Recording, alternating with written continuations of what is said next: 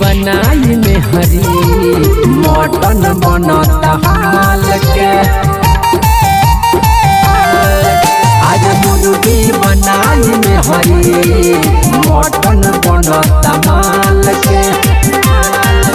अरे पार्टी बाबरिया रे अरे पार्टी बाबरिया रे अब की नया साल के मुर्गी अरे मुर्गी हाँ मुर्गी बनाई में हरी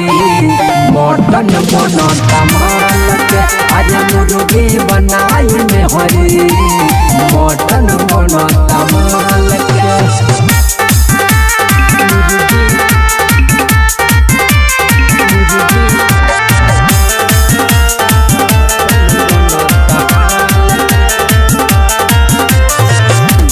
न्योता देवता घर में खई हो जहाँ बोलाई तहाँ मिले खाती हो बड़ी प्यार करेली हमारा पमरेली कहतिया लियाई अरे कहतिया लियाई बांधी के रुमाल में मुर्गी अरे मुर्गी हाँ मुर्गी बनाई में हरी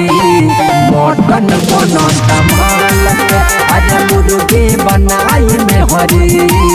मटन बनता माल के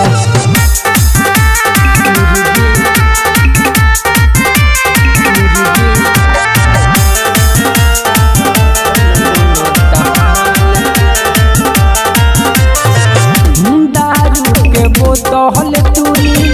साथी समाजी खाई पी खूबे सबे करी आजादी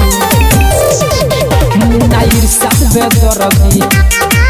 कृष्णा बाटे ना फरजी अरे रसियन बोलले बारे अरे रसियन बोलले बारे नाचेला बंगाल से मुर्गी अरे मुर्गी हाँ मुर्गी बनाई में हरी मटन बनता माल के अरे मुर्गी बनाई में हरी मटन